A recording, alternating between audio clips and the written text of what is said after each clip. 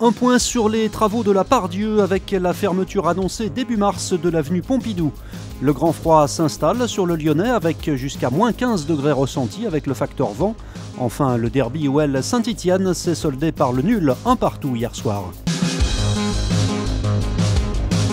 Impossible aujourd'hui de passer à Part-Dieu sans croiser un chantier. Le quartier subit une véritable métamorphose, l'occasion de faire un point sur ce qui nous attend dans les mois qui viennent, à commencer par la fermeture de l'avenue Pompidou dès lundi prochain pour deux raisons. La démolition des deux passerelles qui enjambent cette avenue Pompidou, et puis ensuite pour laisser la place aux travaux très importants de l'agrandissement de la gare, puisque l'une des parties de cet agrandissement de la gare, ça va être un nouvel accès aux quais et aux voies ferrées depuis l'avenue Pompidou, puisqu'une partie de cette avenue va être utilisée pour une nouvelle entrée en gare. Autre grosse perturbation à prévoir sous peu et pour 2 ans, la fermeture du tunnel et du boulevard Vivier-Merle de Paul Bert à Servian, un secteur déjà très embouteillé. C'est actuellement le temps des concessionnaires de réseau, donc tout ce qui se passe en souterrain avec l'eau, le gaz, l'électricité et l'eau, et qui effectivement occasionne un certain nombre de difficultés de circulation. Et ces travaux-là vont laisser la place à partir du mois de mai à des travaux effectivement importants dans les alentours de la place Béraudier, du boulevard Vivier-Merle et des rues adjacentes. Au final, le chantier Part-Dieu ne s'achèvera pas avant 2022. Le secteur sera alors totalement relooké. C'est plus de 30 hectares d'espaces publics qui vont être créés. Donc ça, ces espaces publics, ils sont là pour faire ce que je disais par une formule, rentrer la nature en ville. C'est aussi des espaces qui vont être autour des nouveaux logements. C'est plus de 2200 logements qui vont être créés dans des architectures assez ambitieuses, en quelque sorte, assez novatrices. Et on l'a dit, la gare subira aussi de gros changements. Elle sera 2 fois plus grande et comptera une voie ferrée supplémentaire. Et maintenant, j'ai la grippe actuellement, mais je suis obligé de sortir un peu. Si je reste à la maison, ça sera pire. Quelques courageux bravaient le froid ce matin sur le marché, comme ici à Bron. Le thermomètre affichait moins 7 degrés au lever du jour sur le Lyonnais. Une vague d'air glacial venue de Russie, mais qui ne devrait pas durer longtemps, selon Météo France.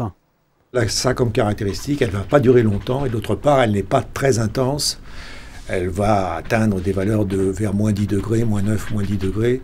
Par contre, c'est le vent qui est très pénible et qui refroidit. L'effet éolien est très important et du coup, les températures ressenties seront très pénalisantes. Par endroits, ce facteur vent pourrait donner une température ressentie de moins 15 degrés, mais le thermomètre va rapidement faire le grand écart sur l'agglomération avec une remontée spectaculaire du mercure dès la fin de la semaine. On va rejoindre les normales de saison rapidement. Dès vendredi, on aura les valeurs normales de saison. Et jeudi, on aura gagné déjà 6 ou 8 degrés en moyenne par rapport à aujourd'hui, quoi. Il reste encore quelques jours où il va faire froid, donc surtout ne calfeutrez pas tout. Qui dit baisse des températures extérieures dit souvent augmentation du chauffage à l'intérieur et avec elle un risque plus important d'intoxication au monoxyde de carbone. Chaque hiver, les pompiers interviennent en moyenne une centaine de fois pour ce type d'accident. C'était d'ailleurs le cas encore ce matin. Il y a des risques liés à l'utilisation excessive des matériels de chauffe, des matériels électriques, des radiateurs électriques. Et donc il ne faut pas laisser tourner en continu les radiateurs. Il faut à un moment donné leur faire une pause et puis il faut ventiler de temps en temps les locaux. En France, le monoxyde de carbone provoque une centaine de décès par an, ce qui en fait la première cause de mortalité accidentelle par substance toxique. La raison principale, il est indétectable. C'est un toxique qui est vraiment très dangereux à des doses extrêmement faibles et puis surtout ça ne sent pas.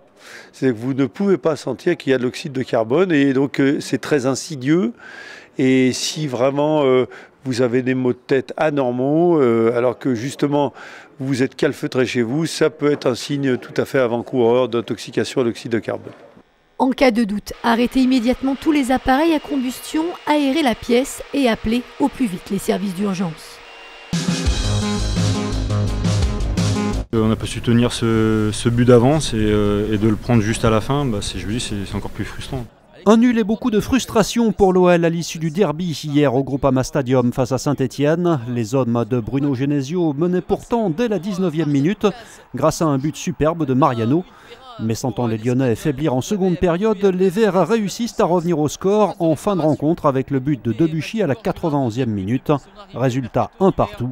Dommage. Aujourd'hui, on est dans une spirale assez négative et je me dis qu'il va falloir vite y remédier parce que le podium s'éloigne. Donc tant que mathématiquement c'est jouable, on va continuer à y croire, mais il va falloir arrêter de perdre des points en route comme on fait. Mais pour l'entraîneur lyonnais, ces joueurs payent surtout l'enchaînement des matchs. On sait, tous les entraîneurs qui jouent l'Europa League vous le disent.